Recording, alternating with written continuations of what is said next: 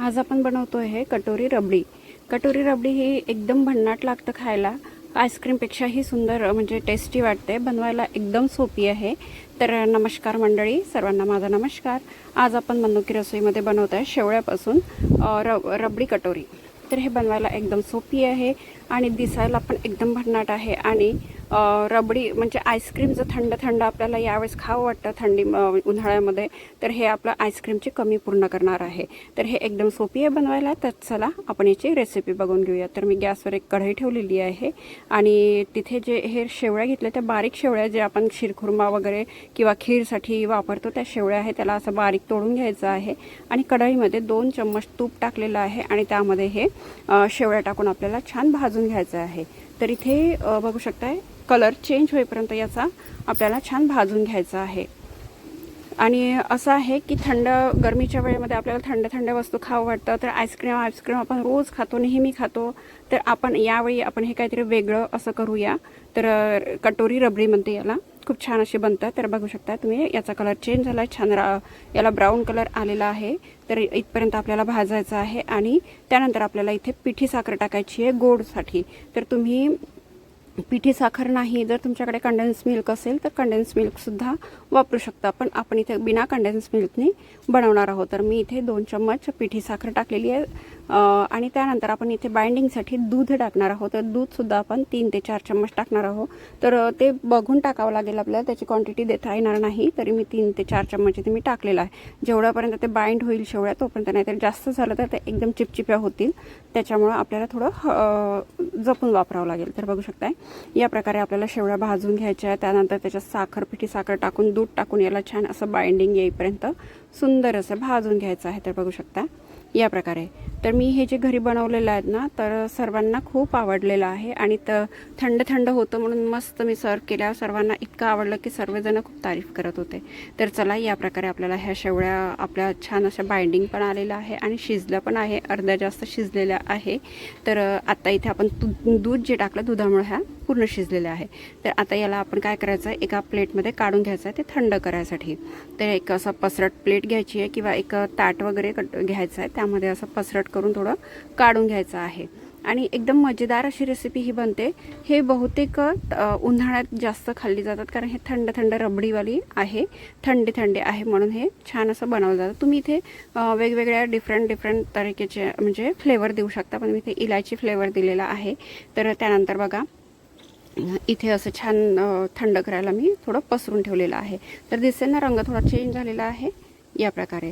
आता काय करायचं आपण समोर बघूया। इथे अशी वाट्या घेतलेल्या आहे मी, वाट्या तुम्ही स्टीलच्या घेतल्या, डिस्पोजल घेतल्या तरी चालेल, पण मी ते ट्रान्सपरंटवाल्या अशा वाट्या घेतलेल्या आहे। तर या वाटीमध्ये आपण थोडं टाकायचं आहे, 1 चम्मच, आणि असं थोडं हाताने प्रेस करून याला असं कटोरीचा शेप द्यायचा आहे। आणि ह्या थोडा वेळ आपल्याला फ्रीजमध्ये ठेवायचा आहे, जोपर्यंत याला सेट होत नाही तोपर्यंत। तर या प्रकारे मी इथे थोडा हाताने हलक्या हाताने याला प्रेस करायचा आहे, तर जेणेकरून इथे आपण रबडी जर टाकली तर ते रबडी टिकू शकली पाहिजे। तर बघा व्हिडिओमध्ये दाखवल्याप्रमाणे। आणि एक करून मी पूर्ण वाट्या अशा भरून घेतलेल्या आहेत। तर घरात जितके कॅन्डिडेट आहेत तितक्या कॅन्डिडेटनुसार तुम्ही हे बनवू शकता। आणि पाहुणे जर येत असाल ना, तर नक्कीच तुम्ही हे बनवून बघा, खूप छान त्यांना आवडेल आणि तुमची तारीफही करेल। आणि पाहुण्यांना जर द्याल तर ते नक्कीच तुम्हाला रेसिपीसुद्धा मागणार।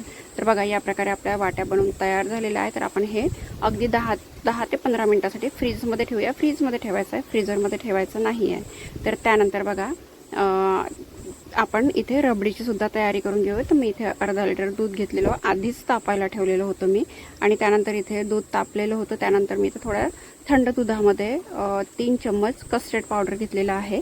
तर हे कुठल्याही फ्लेवरचं घेतलं तरी चालेल, पण मी इथे वनिला फ्लेवरचा कस्टर्ड पावडर घेतलेला आहे। तर हे कसं आपल्या दुधाला म्हणजे रबडीला थिक बनवते। आणि जर तुमच्याकडे कस्टर्ड पावडर नसेल तर तुम्ही कॉर्नफ्लोअर टाकलं तरी चालेल।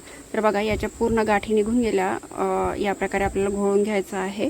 आणि जर डायरेक्ट तुम्ही हे दुधामध्ये टाकलं तर त्याच्या खूप साऱ्या अशा गाठी बनतात आणि ते मिक्स करायला मग कठीण होतं। त्यामुळे आपल्याला बघा इथे छान उकळी आलेली आहे दुधाला। उकळी आल्यानंतरच आपल्याला हे टाकायचं आहे आणि याला परत हलवून घ्यायचं आहे, कारण नाही का लवकरच ते तळायला बसतात कस्टर्ड पावडर। आणि त्यानंतर इथे गोडसाठी आपण साखर टाकलेली आहे। तर जे मी पिठी साखर जास्त केलेली होती, विरघळायला वेळ लागणार नाही, तर इथे पिठी साखर टाकायची आहे, तर तुम्ही तुमच्या म्हणजे गरजेनुसार गोड कमी जास्त करू शकता. मी 1 वाटी इथे साखर टाकलेली आहे आणि याला छान असं थोडा वेळ परत होऊ द्यायचं. याची कन्सिस्टन्सी ॲडजस्ट करून घ्यायची आहे. रबडी म्हटलं की ते घट्ट आलीच, त्यामुळे याला थोडं हलवून घ्यायचं. आणि थोडं चम्मचला गुठली राहून गेली होती, त्यालासुद्धा मी हलवून थोडं एक म्हणजे मेल्ट करून घेतलेलं आहे छान. आणि इथे फ्लेवरसाठी इलायची टाकलेली आहे. तुम्ही आणखी जर तुम्हाला वाटत असेल रबडीमध्ये, जर आता आंब्याचा सीझन आहे, आंबा मँगो फ्लेवर जर तुम्हाला आवडत असेल तर आंबाची प्युरी तुम्ही इथे टाकू शकता दुधामध्ये, तर ते पण खूप छान फ्लेवर येतं. पण मी इलायचीचा फ्लेवर दिला आज. तर बघा चम्मच पूर्ण कोट होतं आहे. या प्रकारे आपल्याला रबडी पूर्ण शिजवून घ्यायची आहे. तर रबडी म्हणजे क्वांटिटी पण कमी झालेली आहे आणि आता बऱ्याच पैकी हे घट्ट पण झालेलं आहे. तर हे रबडी आपली बनून तयार आहे. तर अशाच मस्त मस्त रेसिपीसाठी तुम्ही मन्नूती रसोईला जर सबस्क्राईब केलं नसेल तर चला पटकन जाऊन चॅनलवर जाऊन चॅनलला सबस्क्राईब करा आणि व्हिडिओला लाईक शेअरसुद्धा करत राहा. तर आपण हे रबडी झाल्यानंतर याला छान आपण थंड व्हायला ठेवून घेऊया फ्रीजमध्ये. आणि ज्या प्रकारे मी तुम्हाला वाट्या बनवून दाखवल्या होत्या त्या कमी झालेल्या होत्या, तर मी परत वाट्या घेतलेल्या आहे आणि परत वाट्या बनवत आहे. तर या प्रकारे आपल्याला जसं तुम्हाला आधीचं व्हिडिओमध्ये दाखवलं होतं त्या प्रकारे आपण इथे बनवून घेऊ. आणि नेमकं काय आहे की घरी उन्हाळ्याच्या वेळी पाहुणे येतात किंवा आणखी कोणी मुले वगैरे राहायला येतात, तर त्यांना आपण हे बनवून खाऊ घालू शकतो. आणि हे एकदा केलं ना तर 8 दिवस आरामात टिकतं. रबडी पण खराब होत नाही आणि ह्या ज्या शेवळ्याच्या वाट्या आहेत त्यासुद्धा खराब होत नाही.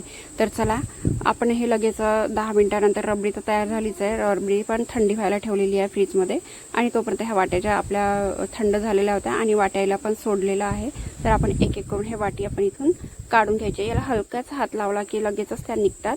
याला बिलकुल असं चिपकत नाही. आणि आज तुम्ही बघितलं असेल का आपण इथे काहीही तेल किंवा तूप वगैरे असं लावलेलं नाही. डायरेक्ट त्याला आपण लावलं कारण ऑलरेडी आपण शेवळ्या शिजवताना थोडं तुपाचा वापर केलेला होता, त्याच्यामुळे ह्या पटकन निघून जातात. तर या प्रकारे आपण ह्या काढायच्या आहे वाट्या. आणि हे रबडीसुद्धा खूप छान अशी थंडी झालेली होती. तर हे जे रबडी आहे तर आपण या वाट्यामध्ये काढून म्हणजे सर्व करायचं आहे. आणि जर तुम्हाला याच्या म्हणजे रबडीच्या वर जर तुम्हाला ड्रायफ्रुट्स वगैरे टाकायचे आहे किंवा मग फ्रूट्स टाकायचे आहे तुमच्या आवडीनुसार, जसे अनारचे दाणे आहे, ॲपल आहे, बनाना आहे, जे काही टाकायचं तुम्ही टाकू शकता आणि एन्जॉय करू शकता.